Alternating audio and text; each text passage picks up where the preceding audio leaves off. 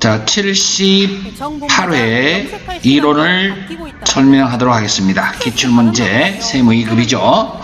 1번 다음 중 무형자산에 대한 설명으로 옳은 것은 그랬습니다. 자, 1번 무형자산의 상각대상 금액을, 여러분 상각대상 금액 동그라미, 상각대상 금액이라고 하는 것은요, 취득원가 마이너스 잔존가액이라고 하면 돼요. 취득원가 마이너스 잔존가액. 자, 그것을 상각대상 금액이라 그러죠. 그러면 내용연수 동안에 합리적으로 배분하기 위해 다양한 방법을 사용할 수 있다. 예를 들어서 여러분 있잖아, 정액법, 정률법, 생산량 비례법, 연수학계법, 이렇게 우리가 선택해서 사용할 수 있다. 그러니까 1번의 답 맞았습니다. 1번이 정답입니다. 옳은 거 그랬으니까요, 답은 1번입니다. 그러면 2번 들어가 보도록 합니다. 무형자산이 법적 권리인 경우 법적 권리기간이 경제적 내용수보다 긴 경우에는 법적 권리기간 동안 상각한다. 이거 틀렸습니다.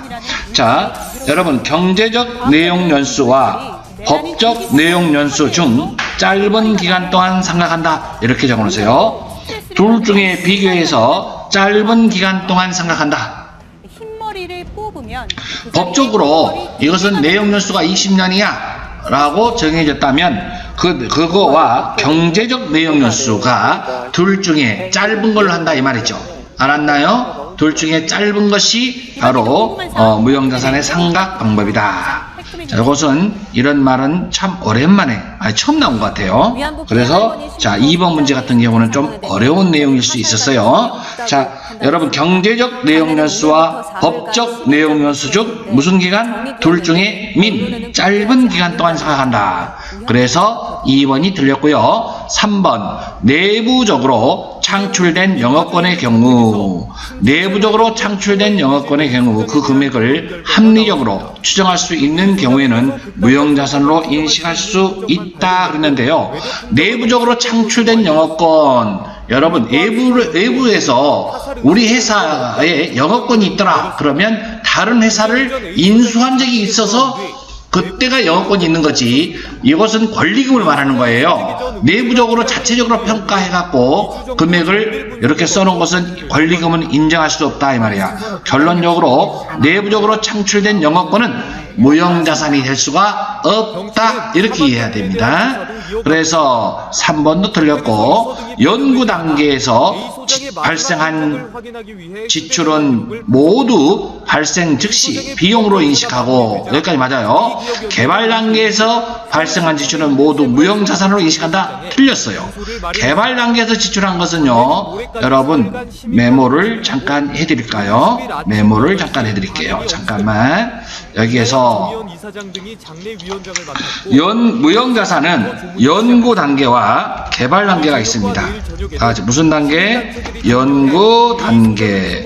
연구 단계는 무조건 100% 다 여러분 경상 개발비 또는 연구 개발비, 이런 말이 들어간 건 전부가 다 비용입니다. 100% 다 비용이에요. 연구 단계에서 지출한 건 다 비용이에요. 그러나 지금 개발 단계를 말하고 있죠. 개발 단계에서 지출한 거, 이것은 여러분 있잖아, 성공했을 때만 여러분 개발비라고 쓰면 돼요. 성공했을 때만 개발비. 그래서 이게 바로 무형자산이에요. 그러면 실패할 수도 있잖아요. 성공했을 때는 전부가 다 무형자산이지만 실패할 수도 있어요. 그래서 거의 다 실패해요. 거의 다 실패한다고요. 그러면 실패했을 때는 뭐라고 하냐? 경상개발비라고 그러죠. 경상개발비. 경상개발비라고 하는 것은 늘 실패한다 이런 얘기야. 경상개발비. 개발한다고 해서 성공하지 않고 거의 다 실패하더라. 경상개발비. 이거 뭐라 그랬어요? 비용이라고요. 그러니까 개발 단계는 성공했을 때만 무형자산은 개발비라고 쓰고 실패했을 때는 경상개발비라는 내용으로 비용으로 처리한다. 그래야 맞습니다. 그래서 1번의 답은 몇 번이 틀렸다. 맞는 걸 말했나요? 1번의 답은 몇 번이다? 1번. 다음 2번 들어갑니다. 다음 중 자본의 실질적인 감소를 초래하는 것으로서 가장 적합한 것은 여러분 자본의 감소 밑줄 짝. 자, 요 말을도 어려운 내용인데 여러분 시험에는 종종 나온 적이 있었어요. 자, 가를 한번 볼게요. 가를 보면요. 결손금 보존을 위해서 이익준비금을 자본금에 전입하다. 좀 어려울 수 있지만 여러분 차변에 분기를 적어보세요. 차변에 이익준비금이라고 써보세요. 이익준비금은 이익준비금 그리고 대변에다가는 여러분 이것을 자본금에 전입해다. 그러면 자본금으로 보냈다. 자본금으로 이사 갔어. 자본금 이렇게 분기해놔봐요. 그러면 여러분 이익준비금도 자본금도 자본. 그러니까 이익준비금은 자본의 감소. 차변에 있으니까 대변의 자본금은 자본의 증가. 결과적으로 자본 변동 없다. 이것은 자본 변동 없다야. 변동 없다. 이렇게 써놓으세요. 이렇게. 그러면 여러분 가가 끝났네요. 여기 가. 그 다음 나를 한번 볼까요? 나는 어떤가? 현금 배당을 실시했다. 여러분 현금 배당 분기 한번 적어볼까? 차변의 이익잉여금. 누가 이 기름비를 씌워줬노 하면 차변의 무슨 잉여금? 이익잉여금. 대변의 결론적으로는 대변의 현금입니다. 대변의 현금. 오, 뭐예요? 자본이 지금 감소했잖아. 이익잉여금은 자본에 들어가잖아. 그치요? 자본의 감소. 자본 감소. 그러면 답은 나가 들어가야 정답이에요.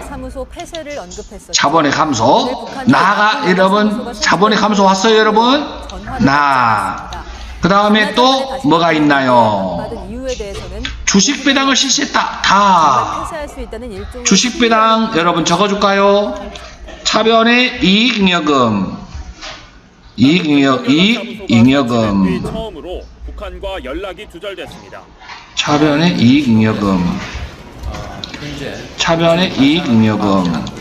지금까지 요렇게 차변의 이익잉여금 갖다 쓰는 거예요. 자, 장사에서 남은 거. 그러면 대변에 주식을 발행해줬다 그랬으니까 대변에 자본금이 되는 거예요. 결론은 대변에 자본금. 이렇게 써놓으면 여러분 이해가 빠르겠죠. 자, 변동 있다 없다? 자본 변동 없다.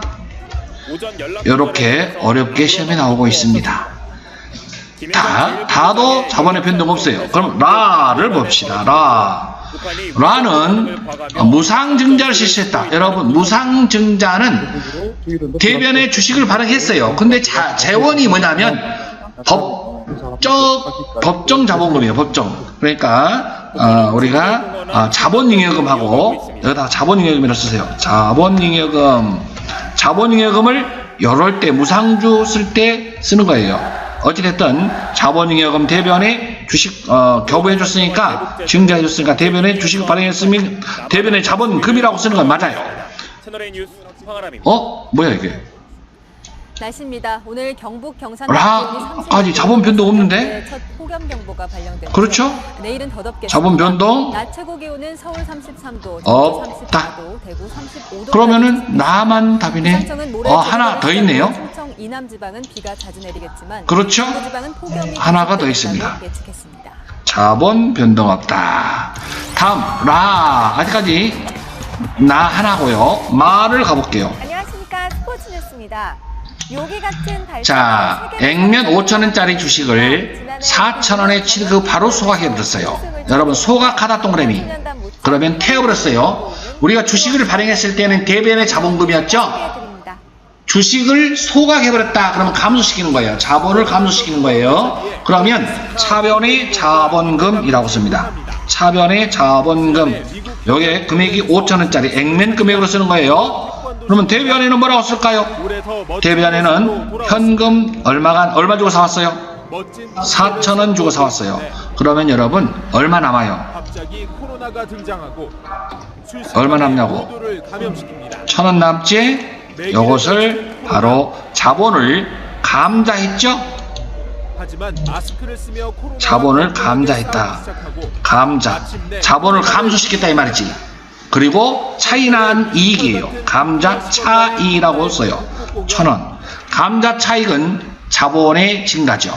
자, 여러분, 자본이 5,000원 감소하고, 자본이 5,000원 감소하고, 5,000원 감소하고, 1,000원이 증가했어요. 1,000원이 증가했어요.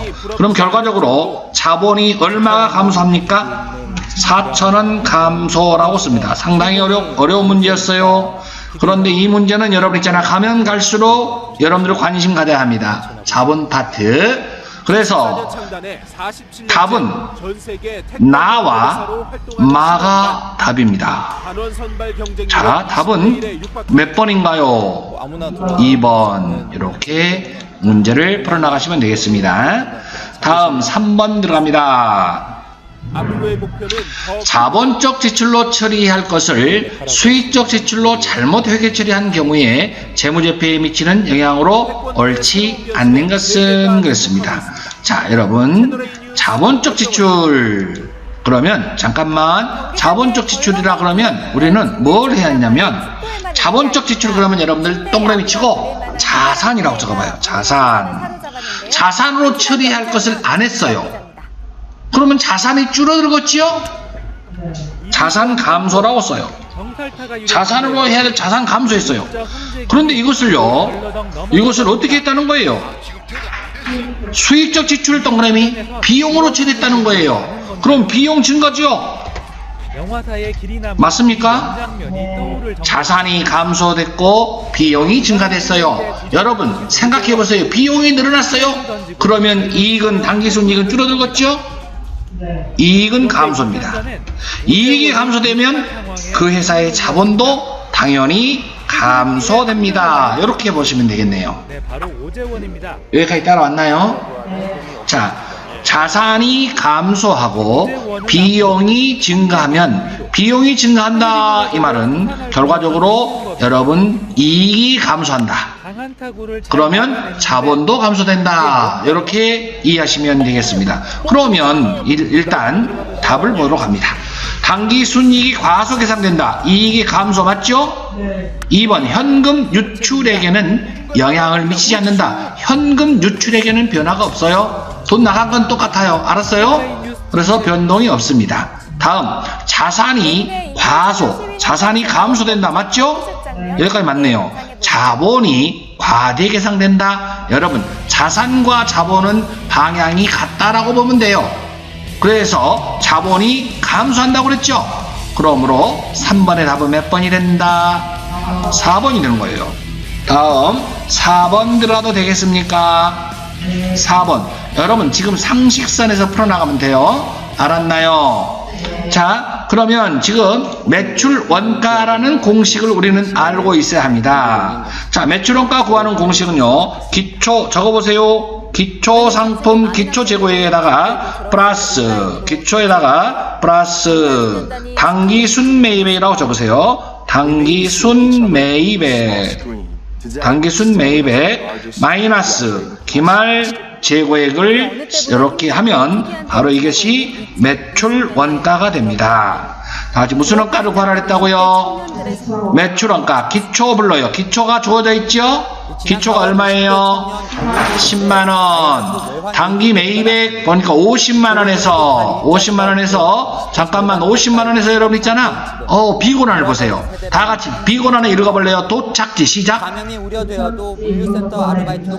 도착지 인도 조건의 미착상품. 도착을 해야 매매가 되는 거예요. 그런데요, 여러분 도착을 아직 안 했어요. 운송 중에 있어요. 그러면 매매가 되지 않았죠? 거기다 적어요. 내 거가 아니다. 그러니까 내 거가 매입한 거 아니다 이 말이지. 언제가 매입이 돼야? 도착을 해야 매입이다. 근데 매입한 걸로 포함해야 된다. 그럼 요거 미착 도착하지 않는 것은 내 거 아니니까 빼버려야 되겠죠? 그러면은 5만원에서 3만원 빼면 얼마 나와요? 50만원에서 3만원 빼네. 47만원. 여러분 기초는 얼마였고? 기초는 10만원이었고 그 다음에 플러스 단기 매입액은 47만원 이렇게 적어야 되겠죠? 마이너스 이제 뭘 빼야 돼요? 기말. 기말을 하러 갈 거예요. 기말은 여러분 5만원 있었어요. 내가 창고에 보유한 건 5만이에요. 창고에 갖고 있어요. 그런데 자 시성품 팔아달라고 부탁한 거예요. 친구 창고에 3만원씩 보냈어요 원래. 그런데 고객이 매입 의사 표시한 것이 있어요? 고객이 사겠다고 의사 표시를 한 것이 있지요? 얼마? 그러면 3만원치 내가 보냈는데 고객이 3만원 사겠대. 그러면 여러분 팔린 걸로 보는 거예요. 만원은 안 팔린 거 얼마야? 2만원이라고 적어놓으세요. 2만원. 그 다음에 적성품. 시성품은 여러분 먼저 사용해보고 좋으면 구매하세요 그런 거잖아요. 적성품은 팔아달라고 부탁한 거고요. 그런데 판매 완료된 게 몇 프로가 판매 완료됐어? 그러면 40% 얼마 나와요? 40%. 40%는 여러분 안 팔린 거죠? 안 팔린 것은 나의 재고자산이다 이 말이지.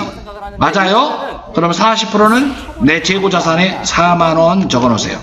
그러면 여러분 여기에서 자 이제 5만원은 내 창고에 있는 거고요. 그 다음에 안 팔린 거 2만원 있죠 여기? 5만원과 2만원 그 다음에 4만원 더 해봐요.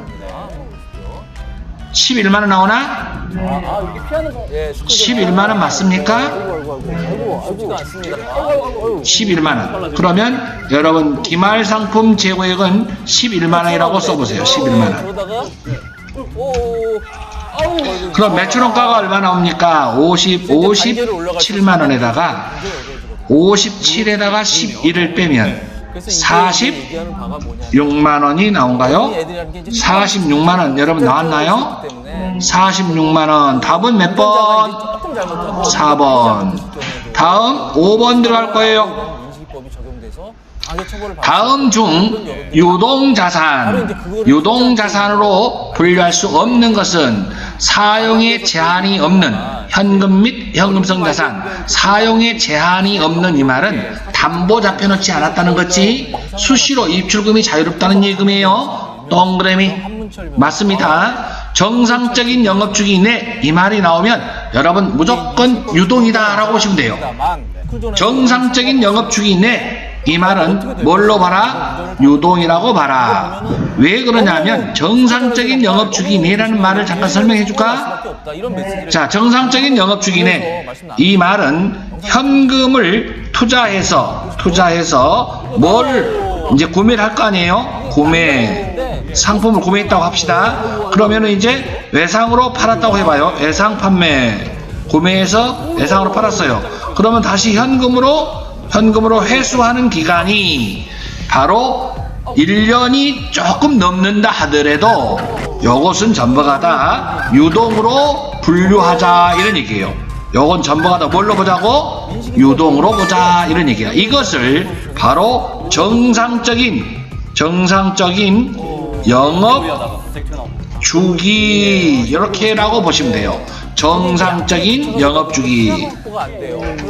정상적인 영업주기 있네. 그러니까 이것은 이 말이 나오면 전부 다 뭘로 말하고? 유동이라고 말하고요. 그래서 이러한 자산은 유동자산이다 이렇게 보시면 됩니다. 이해가 갑니까? 이해가 간다고 해주세요. 다음 3번 영업활동에 사용할 목적으로 보유하는 유형자산은 여러분 이것은 비유동이죠. 뭔 유동이라고요? 요거 비유동입니다. 비유동. 요것은 비유동. 지난 3월 25일부터 비유동 자산. 보고기간 종료일로부터 1년 이내에 현금화 또는 실현될 것으로 예상되는 자산. 21일에 전주에서는 뭐야, 이게? 사고까지 나왔습니다. 지금 여러분 이것은 유동자산으로 분류할 수 없는 걸 보라는 뜻이니까 답 몇 번입니까? 3번이 답입니다. 여러분 여기까지 하셨나요? 예, 여러분 78회 재무회계 끝났고 다음은 원가회계니까 원가는 다음 시간에 할 거예요. 여러분 여기까지 하느라 고생 많았습니다. 이렇게 했을 때는 가중처벌하는 거예요.